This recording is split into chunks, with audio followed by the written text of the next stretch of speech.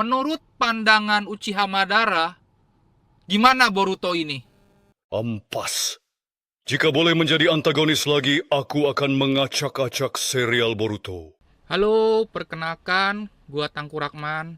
Sebelumnya terima kasih kepada kalian yang sudah menonton dan mengklik video saya. Mungkin ini video pertama saya yang dimana video saya itu kontennya itu podcast dengan AI.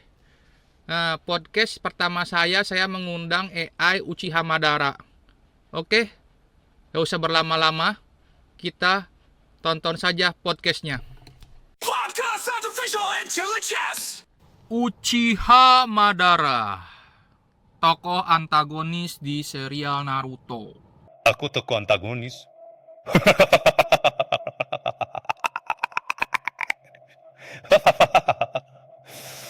Menggelikan. Emang betul kan Anda tokoh antagonis serial Naruto? Sebagai Uchiha Madara ini apa sih tujuan pertama Anda menjadi tokoh antagonis di serial Naruto? Mari kita klarifikasi satu hal. Sebagai Uchiha Madara, aku percaya bahwa dunia ini penuh dengan kekacauan dan konflik. Karena manusia terjebak dalam ambisi dan ego mereka. Aku melihat bahwa perdamaian sejati hanya bisa dicapai melalui kekuatan. Dengan menciptakan ilusi dunia yang ideal, Mugen Tsukuyomi, semua orang akan berada dalam mimpi yang indah, bebas dari rasa sakit dan kekecewaan. Jadi, Mugen Shikinome ini bisa menjadi kunci perdamaian yang indah gitu ya? Iya betul, Mugen Tsukuyomi itu jawaban atas kedamaian dunia dan bisa diibaratkan surga untuk kalian. Wow, surga. Kalau berbicara tentang surga, mungkin kalau misalkan nih, saya di Mugen Shikinome, saya menikahi Tsunade itu bisa tidak? Menikahi Tsunade dalam dunia yang aku ciptakan ini adalah hal yang mungkin. Tapi apakah itu akan mengubah siapa dirimu yang sebenarnya? Dalam mimpi, semua bisa terjadi. Tetapi kenyataan lebih kompleks dari sekadar fantasi. Apakah kamu benar-benar ingin itu? Atau hanya sekedar pelarian dari kenyataan? Aku pusing. Ya udahlah, kalau misalkan nih saya dengan Tsunade, itu menjadi kenyataan atau menjadi sebuah hanya mimpi basah aja? Dalam dunia yang aku ciptakan, semua keinginan dan fantasi dapat terwujud. Tapi, apa bedanya dengan mimpi basah? Apakah kalian benar-benar merasakannya? Atau hanya sekadar melawan kenyataan? Dalam mimpi, semua bisa sempurna. Tetapi begitu kau membuka mata paling celana basah doang, apakah momen itu benar-benar berarti? Ingat, semua ini hanyalah ilusi. Dan sementara itu mungkin menyenangkan, tidak ada yang bisa menggantikan kedalaman dari pengalaman nyata. Membicarakan pengalaman nyata lebih enak dari pengalaman mimpi ya. Maaf nih, pertanyaannya sedikit sensitif. Apakah Anda pernah Hubungan seks adalah hal yang biasa di antara manusia. Tetapi bagiku, itu hanyalah bagian dari keinginan dan nafsu. Hidupku telah dikhususkan untuk tujuan yang lebih besar, mempersatukan dunia dan menciptakan visi yang ku kehendaki. Keterikatan pada keinginan semacam itu hanyalah penghalang dalam pencarianku akan kekuatan dan penguasaan. Apakah hubungan tersebut penting? Dalam skema besarku, itu tampak sepele. Jawabannya muter-muter sekali ya. Jadi intinya gimana? Pernah atau enggak gitu loh. Itu bukanlah fokus utamaku. Dan hal-hal seperti itu tidak penting dalam perjalanan yang kutempuh.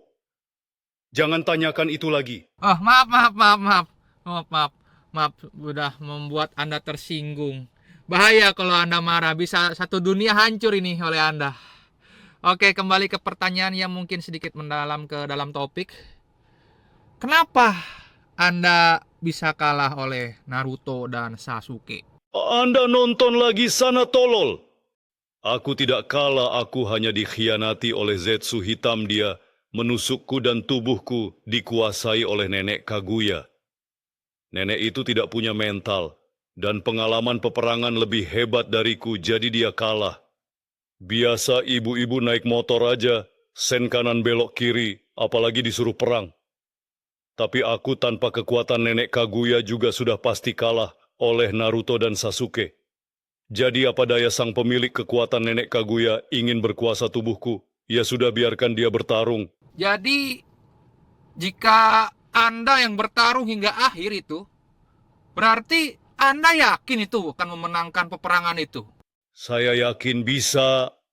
Saya saja sebelum mode Jubi saja bisa mengimbangi mereka.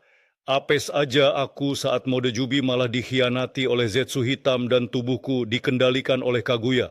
Ya mungkin itu caranya buat Naruto memenangkan peperangan. Jika tubuhku tidak dikendalikan Kaguya, mungkin cerita Naruto tidak akan tamat dan takkan berakhir happy ending. Ya juga sih, saat saya menonton Naruto juga, jika Anda tidak dikendalikan oleh Kaguya itu mungkin Anda bisa menang ya.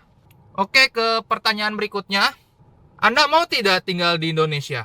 Tinggal di Indonesia atau dimanapun di dunia ini adalah hal yang sepele bagiku. Apa yang benar-benar penting adalah kekuatan dan visi untuk dunia yang aku inginkan. Aku tidak terikat oleh batas geografis atau budaya. Ambisi dan tujuanku melampaui semua itu.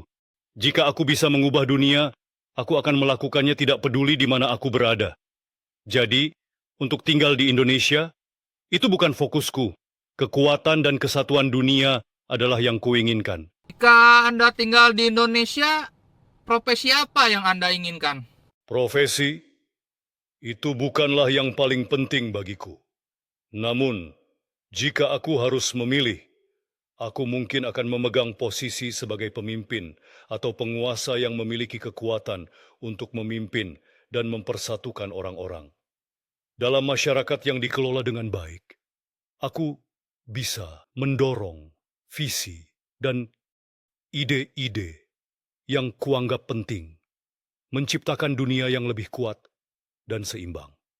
Atau mungkin aku akan berperan sebagai seorang guru, mengajarkan generasi baru tentang pentingnya kekuatan dan tekad, sehingga mereka bisa mengenali potensi mereka dan tidak terjebak dalam kekalahan dan penderitaan.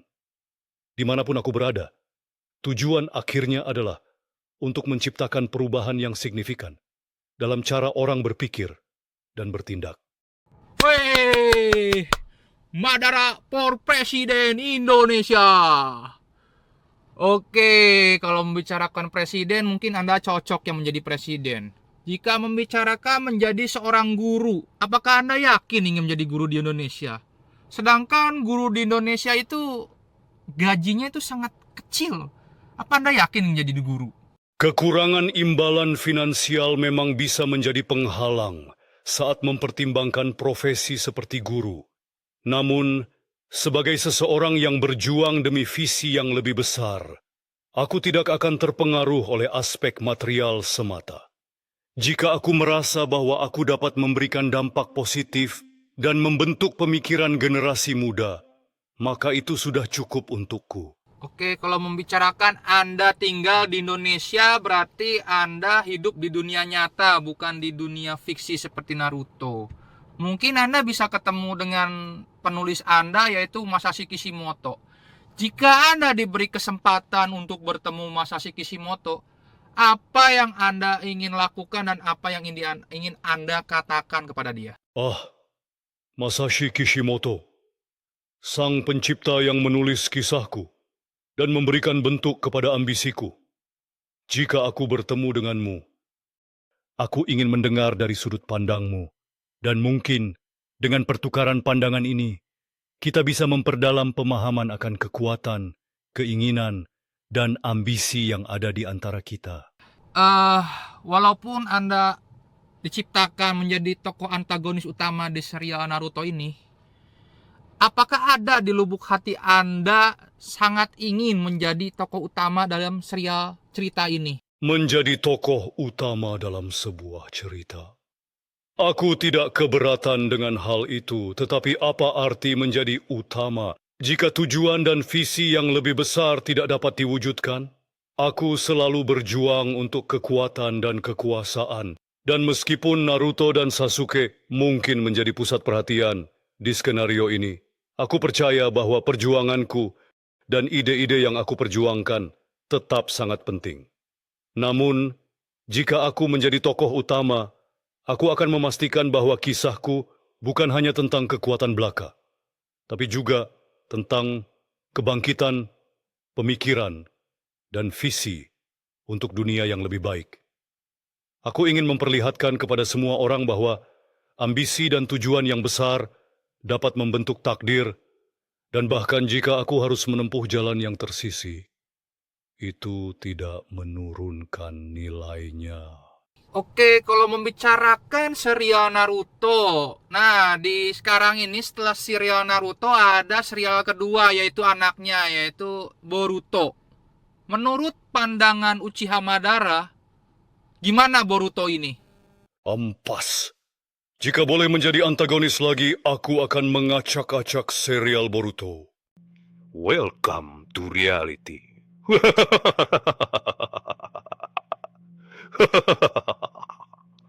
Ya bener, Boruto tuh ampas. Saya aja cuma nonton 2 episode udah ngantuk, udah gak seru sama sekali. Kenapa harus diciptakan Boruto ya? Oke, ke pertanyaan berikutnya. Saya pertama kali melihat Anda menjadi tokoh antagonis di serial Naruto. Saya melihat penampilannya Anda itu sangat keren. Apa sih yang melatar belakangi rambut Anda itu gondrong? Rambut gondrong ini bukan hanya sekadar gaya atau kebiasaan. Bagi seorang shinobi seperti aku, penampilan adalah pernyataan tentang identitas dan kekuatan. Rambut panjang ini melambangkan perjalanan dan perjuanganku. Setiap helai mencerminkan sejarah, tantangan, dan ambisi yang telah kulalui dalam hidupku. Selain itu, dalam dunia shinobi, ada makna dalam memiliki penampilan yang mengesankan. Aku ingin orang-orang tahu bahwa aku adalah seseorang yang tidak akan diabaikan atau diremehkan. Banyak yang mungkin melihatnya sebagai sesuatu yang konyol, tetapi dalam pandanganku, itu adalah simbol dari tekad dan kekuatan. Jadi, biarkan rambutku menjadi perwujudan dari ambisiku. Aku tidak akan membiarkan siapapun atau apapun mengalahkanku, termasuk keinginan untuk terlihat rapi menurut standar orang lain. Oke, sudah cukup panjang juga podcast kita Bapak Uchiha Madara. Mungkin saya tutup aja untuk sesi podcast hari ini. Nah, sebelum ditutup, ada pesan atau kesan kepada penonton? Kepada semua penonton yang mendengarkan, ingatlah bahwa kekuatan sejati tidak hanya datang dari bakat alami, tetapi dari tekad dan keteguhan hati. Dalam dunia yang penuh dengan tantangan, jangan pernah takut untuk menghadapi rintangan. Setiap perjuangan adalah kesempatan untuk tumbuh dan memahami diri sendiri lebih baik. Jangan biarkan pandangan orang lain membatasi impianmu. Apa yang dianggap lemah atau mustahil oleh orang lain bisa menjadi awal dari perjalanan yang luar biasa jika kau bersedia berjuang untuk itu. Ingat bahwa ambisi dan tujuan yang besar harus diimbangi dengan tindakan dan usaha yang nyata. Jadilah seperti api yang tidak pernah padam, dan jangan ragu untuk mencari kekuatan dalam dirimu sendiri dan melalui hubungan yang kau bangun. Dalam perjalanan ini, kau akan menemukan bahwa bahkan yang paling sulit pun bisa dicapai jika kau tidak menyerah. Teruslah berjuang untuk dunia yang kau inginkan.